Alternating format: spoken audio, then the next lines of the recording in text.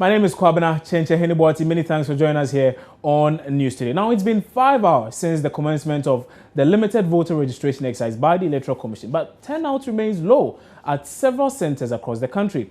That's after some checks by Joy News. My colleague Derek Ekosam visited some centers here in the capital and earlier reported of particularly low turnout. We are looking at the limited voter registration exercise by the Electoral Commission.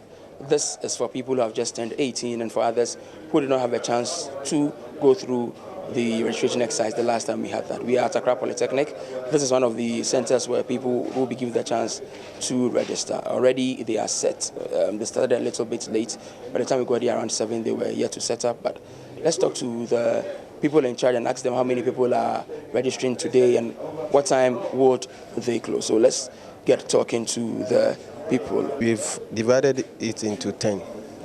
So from here we'll be going to our center. Okay. So under Accra Poly, there are a lot of polling stations under Accra Poly. Yeah. So how long do you expect to stay here? We are supposed to stay here for 5 days. So after the 5 days, we will move to our center. And because of the limited resource that we have in terms of human capacity, so from here, we are going to spend 5 days here, and then on the 6th day, we will take a rest and then move to our center. Okay, so what it means is that for the first 5 days you'll be here, but after your 5 days have expired, you would move on to Art Center. That's it, right? So when I got here at 7, you were yet to set up. You were behind time, sort of, isn't it? No, we weren't behind time. We arrived here around 6:30, and we were setting up the case. We weren't behind time at all. I've seen a couple of tables here. Can you please walk me through the process? There's one table to my right, there's another one here, and then yourself, and it looks like that is the exit point. What really are the processes you have to go through to register as a voter? And would you also get your ID card once you are done today? Yeah, what we have is the first person to attend to is the registration officer. Then from there you go to the data entry officer, who is going to enter your biodata, and also to the laminator who is going to issue you your ID card. That's all. It looks like the numbers are not that encouraging. You don't have a lot of people coming here this morning, right? Yeah, as at now, nobody have come, and we are expecting them. Maybe today is the first day, so probably that is how it is going to be. But is it also not the case that you are in an area that is difficult to find? Because when we were coming here, we asked of you from the security guard. He showed us this place, but we had to actually roam for at least 3 minutes before finding you. You look like you are in an enclosed area where it will be difficult to find. And really, you don't have any signpost around as well. Yeah, there is a signpost. They say the people living here knows, the polling, their registration center. They themselves know. It's the first day for them, and so the numbers are not that encouraging. They are expecting that as the day wears on. So indeed, that was the very scenario at quite a number of places here in the capital, Accra, and Derek Ekosam just returned after touring several parts of the capital, and he's bringing us a lot more. He's now joining me in studio with that very update. So, Derek, so you visited all these places, and the turnout was particularly low. This was earlier in the day, but what's the situation now? Well, as of 10 a.m. when I was returning for news desk, nobody had come in to register, but after touring around for some other minutes, we have less than 30 people registering at most of the centers I've been to. For example, the Aditrome polling center, registration center, as of now, only 14 people have come to register. 14 people? 14 people. And that's even after 5 hours? Even after 5 hours. They have some other 5 hours to go.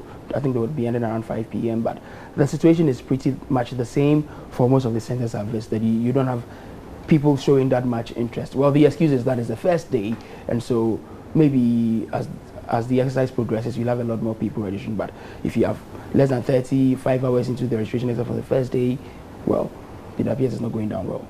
I see. So, really, were there any reasons as to why? Aside the fact that today happens to be the first day, did they perhaps cite the fact that maybe there were some delays in the process that has probably left us with this very low number?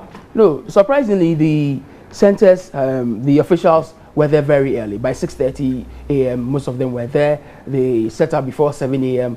in anticipation of a larger number of people coming in to register, because mind you, this exercise is for those who have just turned 18 and for some other people who are more than 18 but are yet to register.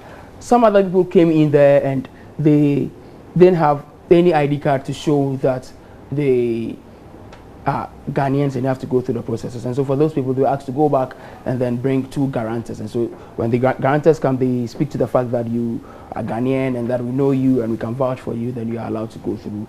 This also resonates across most of the polling centers I've been to. But then again, there were questions about whether or not the education really went down well, if people have heard about it. Bear in mind that not too long ago, the EC also had its stakeholder meeting and all of that, but it appears education really hasn't gone down. A fact most of these officers deny. They say that, well, per what they know, they had mobile vans going around to educate people. And so, well, let's keep our fingers crossed. It's early days yet. That's quite interesting. Now, one quick thing just before you go. I mean, you spoke of the fact that it's pretty difficult getting, some people find it pretty difficult getting the documents. They need the documents. I mean, what are these documents they need? Is it your passport? Is it your birth certificate? Or what really do they need? Well, just as you mentioned, you need your national ID, a health insurance card, a driver's license, or a passport. If you don't have any of these, you have to go bring at least 2 guarantors to verify and say this is a Ghanaian, and so he should be allowed to go through the process. Right.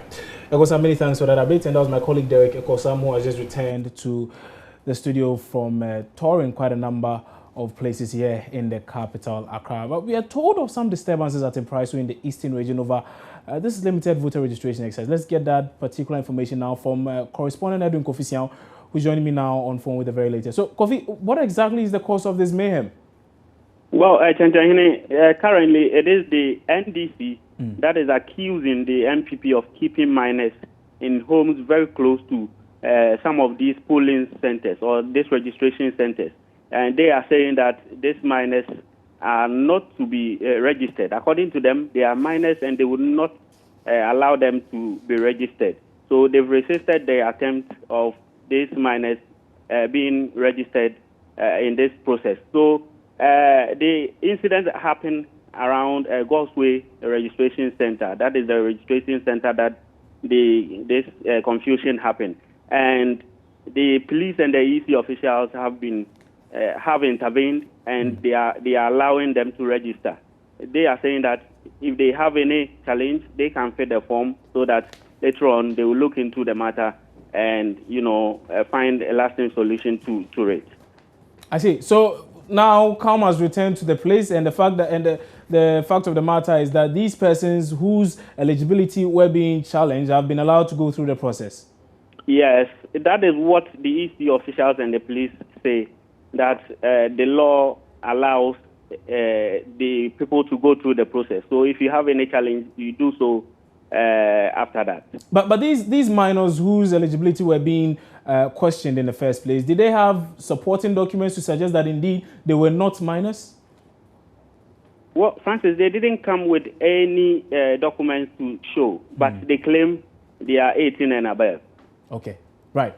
Edwin Kofi, many thanks for that update. And that was my colleague Edwin Kofi joining us with a lot more updates on this very limited voter registration exercise in the eastern region, where we were told that there was a bit of mayhem there over some minors who were attempting to register for the process. We are told that now there's calm there because the minors have been allowed to register, because we are told that the cleaning will be done subsequently. So we are keeping an eye on this, and we'll be bringing you a lot more in subsequent bulletins. But still on the issue of the limited voter registration exercise, and information we are picking suggests the NDC's Clote Kole parliamentary candidate, Dr.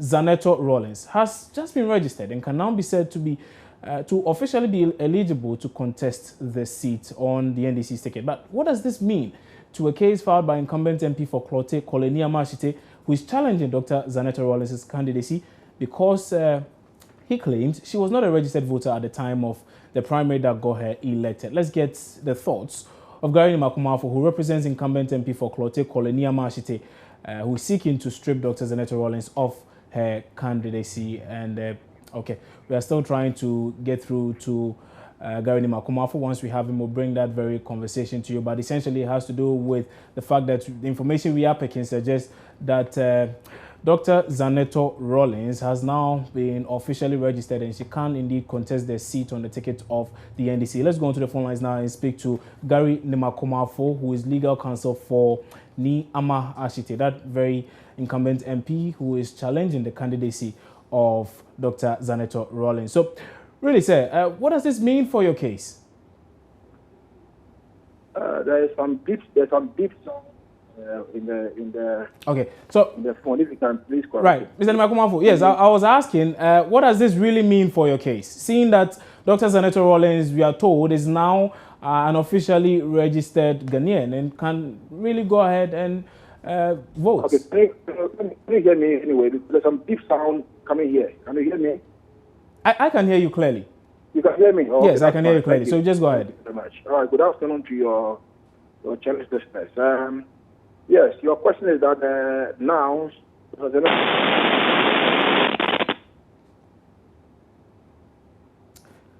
Okay, so we've just lost Gary Nimakumafo on the line there. Gary Nimakumafo is counsel for Ni Ama Ashite, who is challenging the candidacy of the NDC's parliamentary candidate for Klote Kole, Dr. Zaneto Rawlings, whom we are told has now officially been registered and she can go ahead with the processes. But we'll try and raise him back on the line. If we're able to get him right now, we'll do that. If not, we'll bring you that very conversation in subsequent bulletins, particularly on our news and news analysis program, The Pulse, which airs at 3 p.m. Now, let's stay with the issue of limited voters registration. And the flag bearer of the Convention People's Party, Ivor Kobna Green Street, is expressing worry over activities of the two major political parties as far as the exercise is concerned.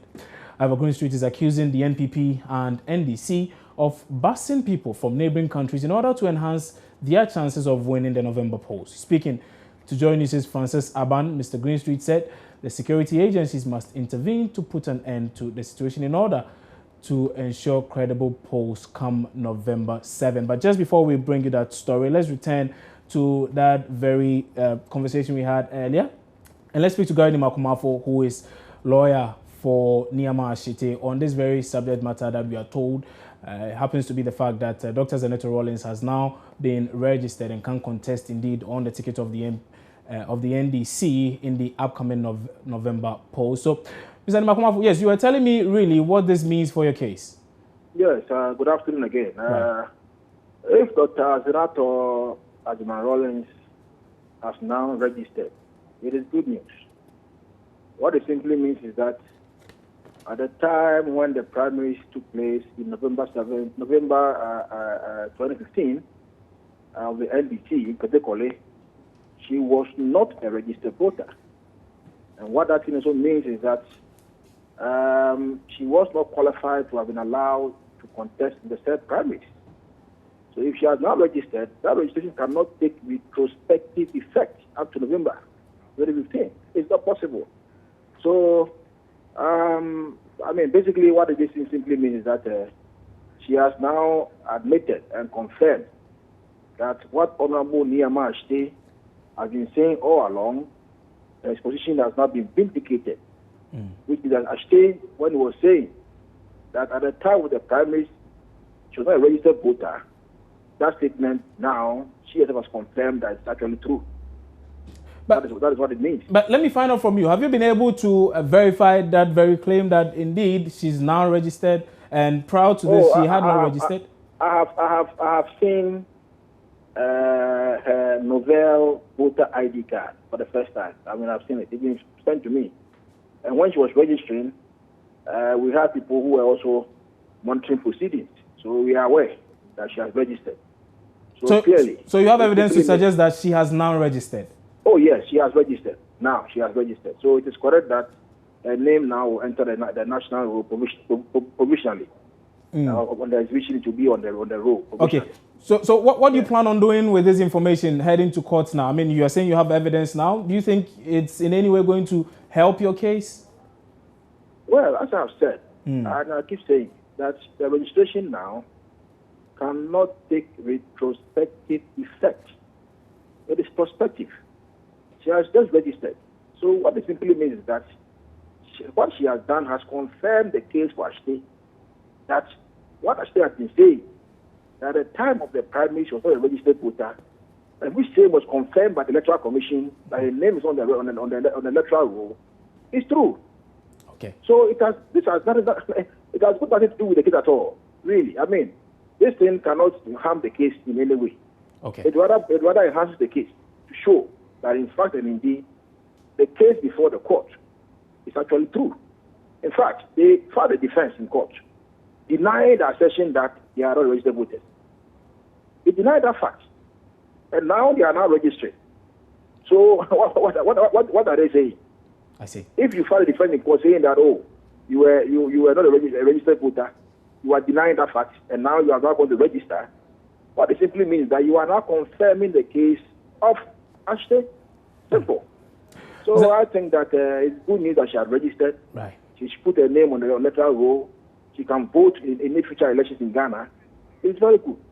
But as what happens in the case, this has no effect at all as to harming the case at all. Nothing at all. Right. That's all. Mr. Nimakumafo, many thanks for your time on News Today this afternoon. And Gary Nimakumafo is lawyer for incumbent member of parliament for Klote Kole constituency Ni Ama Ashite, saying that in fact it's good news to them hearing that Dr. Zaneto Rawlings is now a registered voter. They believe it's going to really help their case. And we'll bring you some analysis on this very subject on our news and news analysis program, The Pulse, which airs at 3 p.m. on this channel with Francis Aban. We can still stay with the issue of limited voters registration, and the flag bearer of the Convention People's Party, Ivor Kobna Green Street, is expressing worry over activities of the two major political parties as far as the exercise is concerned. Ivor Green Street is accusing the NPP and NDC of busing people from neighboring countries in order to enhance their chances of winning the November election. Speaking to Joy News' Francis Aban, Mr. Greenstreet said the security agencies must intervene to put an end to the situation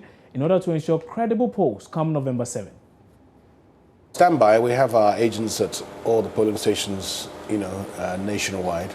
There's some areas we haven't been able to cover, but I think about 75% to 80% we have at all polling stations nationwide, and we're comfortable so far with how the process has been outlined, and the challenges and problems will come in the execution and what happens on a day-to-day basis, which is what we're going to see taking place now.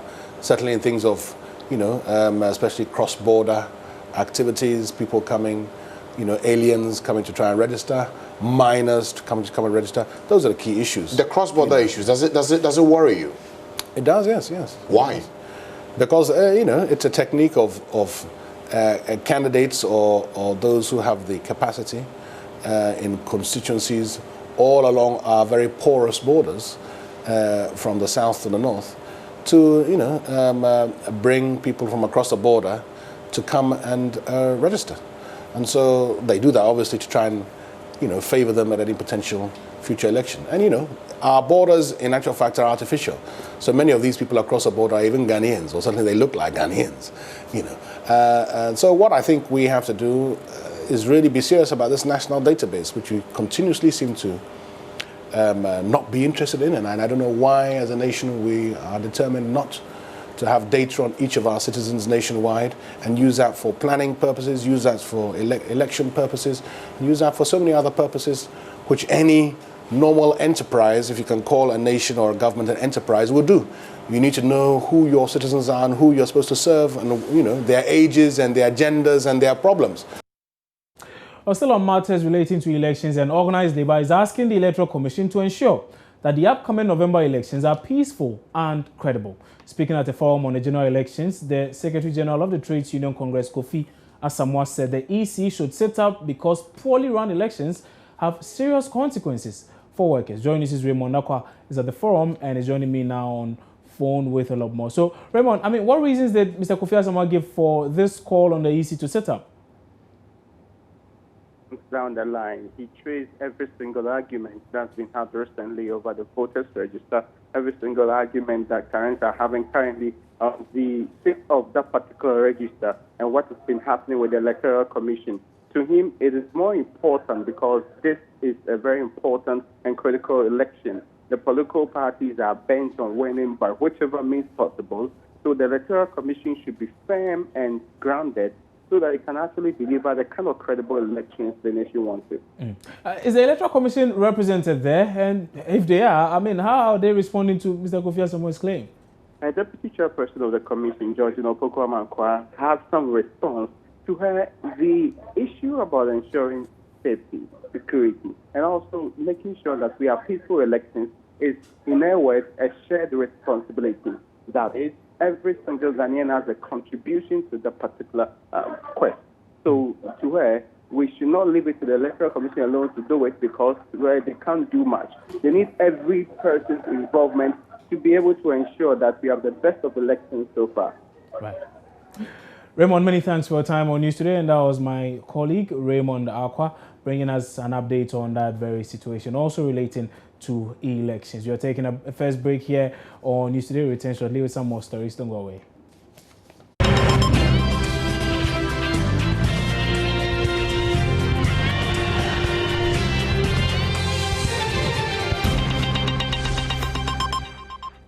Many thanks for staying with us here on News Today. To some more stories now, and 2 traders are in critical condition at the New Tafo Government Hospital in the Eastern Region after structures at the market in the area collapsed on them. 7 others who sustained various degrees of injury have been treated and discharged. The incident happened during a rainstorm yesterday. Let's go live now to the area and speak to Eastern Regional Correspondent Edwin Kofi Siao, who is following this very story. So, Kofi, I mean, how did this happen? Well, there was a heavy downpour yesterday, and it was accompanied with strong wind. And the structure, which was recently put up by the Municipal Assembly, had to come down. And this structure is a structure that houses about or accommodates about 11 of these traders. The base of the structure wasn't that strong, so when the winds were blowing, the structure had to come down. So in the process, 11 people were affected, 2 were seriously affected, and the rest were, treated and discharged yesterday. So the 2 are currently at the hospital in Tafo. Do we know their conditions now? How are they faring now? Well, hospital authorities tell me that they are very good, and they expect that they will discharge them today. Okay. How about this market structure? I mean, what's been done about it now? Well, the district, I spoke to the municipal chief executive a while ago, let's say some 2 hours ago, and he told me that the National Disaster Management Organization in the area are going to the place to assess the extent of damage and to, look into exactly what actually brought the structure down so that they can find ways of repairing it and repairing it permanently. Right. Kofi, many thanks for that update. That was Eastern Regional Correspondent Edwin Kofi Siao bringing us a lot more on that very story of a market structure that has collapsed onto some 9 persons, and 2 of them, you are told, are in critical condition now. To some more stories, and the family of a 16-year-old boy who was tortured by some soldiers at the Kamina Barracks in Tamale in the Northern Region say they are awaiting a report from the Commission for Human Rights and Administrative Justice, SHRAJ, before deciding their next line of action following his steady recovery from the trauma. Christopher Obama was tied to a mango tree and tortured for hours by the soldiers who accused him of stealing their mobile phone. He was on Friday picked up from the premises of Joy FM by a military team for treatment. Francis Xavier Soso is a human rights lawyer and represents the family of the boy. I would say that when we first had instructions to represent the victim in this matter, then we considered several options, which included going to court, petitioning the police, petitioning SHRAJ, just so we can get all of them involved in investigation and conclusive determination of the matter. What we did just last Monday was to lodge a formal complaint before SHRAJ. My last check on what is happening at SHRAJ was this morning when I went to court.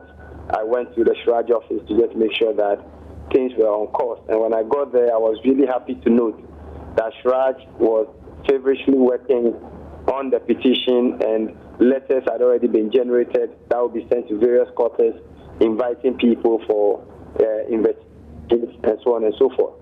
So it is going well with Shraj. Now, for all the other steps that we want, we are waiting to look at Shraj's investigation because the investigative report of Shraj will be conclusive and it will give us enough basis to either sue for compensation and to also follow up with all the other criminal prosecution that is ongoing.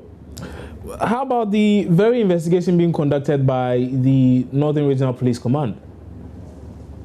Well, you know, what happened is also a criminal wrong. Sometimes they may choose to wait until Shraj is over and Shraj might have, recommended prosecution and so on and so forth. But they can as well, being an institution on their own, go ahead and investigate same. We were with the medical doctors last weekend where they endorsed his police forms, report forms, which has been forwarded over to the Northern region. I'm sure today the regional command should receive a copy of that. And they are free to investigate and make the appropriate recommendation for purpose of prosecution. So we hope that that can also go on while this investigation as well go on. A 34-year-old man has beheaded his 3-year-old son and committed suicide at Ablekuma. The man allegedly had problems with his wife after losing his job. In an interview with the brother and the landlord, it emerged the incident may have been the result of depression. He's alleged to have threatened to kill the woman and commit suicide. We've been speaking to some eyewitnesses. On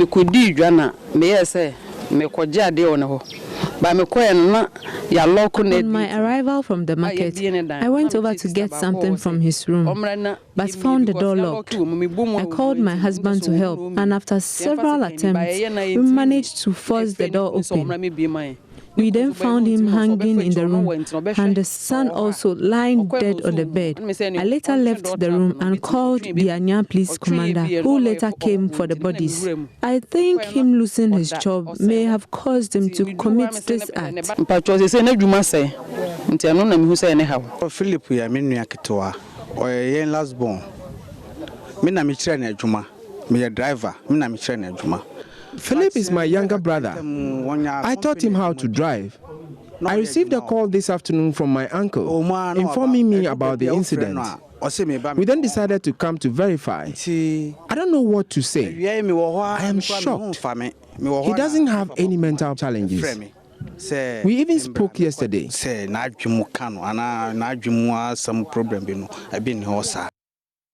And that was indeed the landlady of that particular house in which the gentleman there is said to have killed his son and committed suicide, and then his elder brother, all narrating what it is they know about that very situation. A very sad situation there anyway. But time now for us to take another break here on News Today. When we come back, John Amwakon is standing by with business. Stay with us.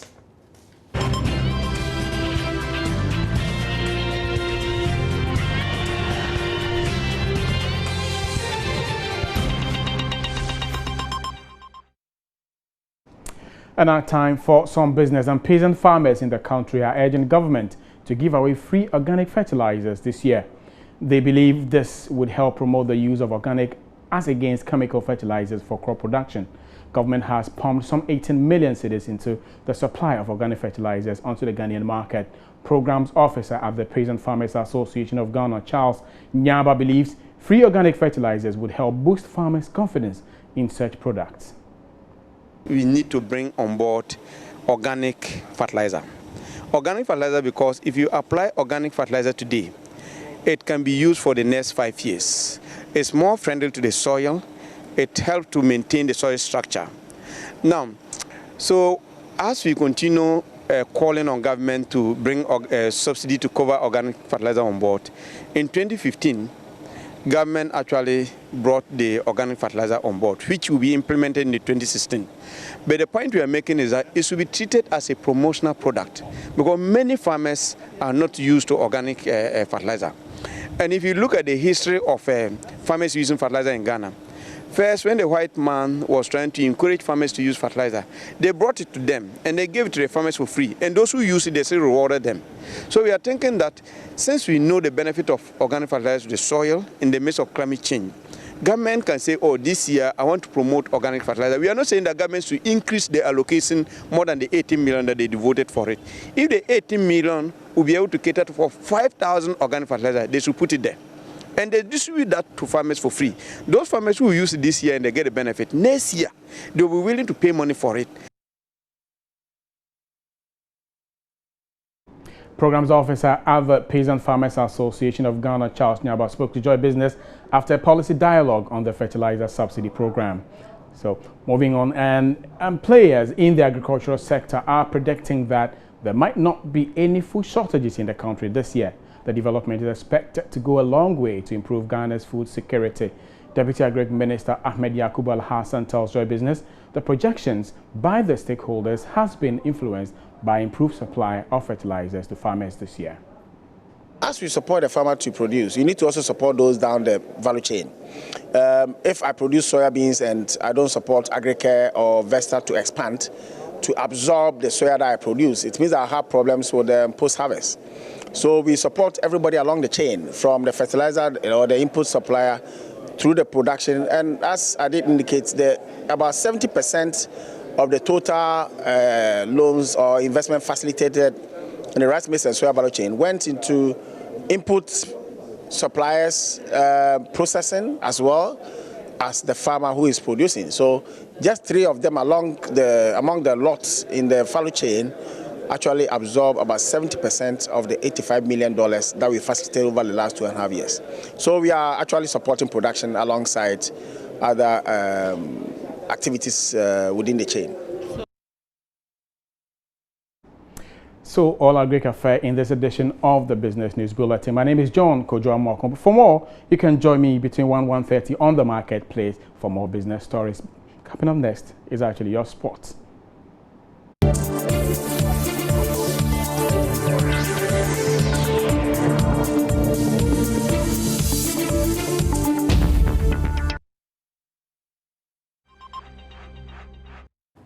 And that's how we wrap up our news today this afternoon on your Joy News channel on Multi TV. My name is Kwabena Chenche-Heneboati. Remember to always log on to manageronline.com for more news.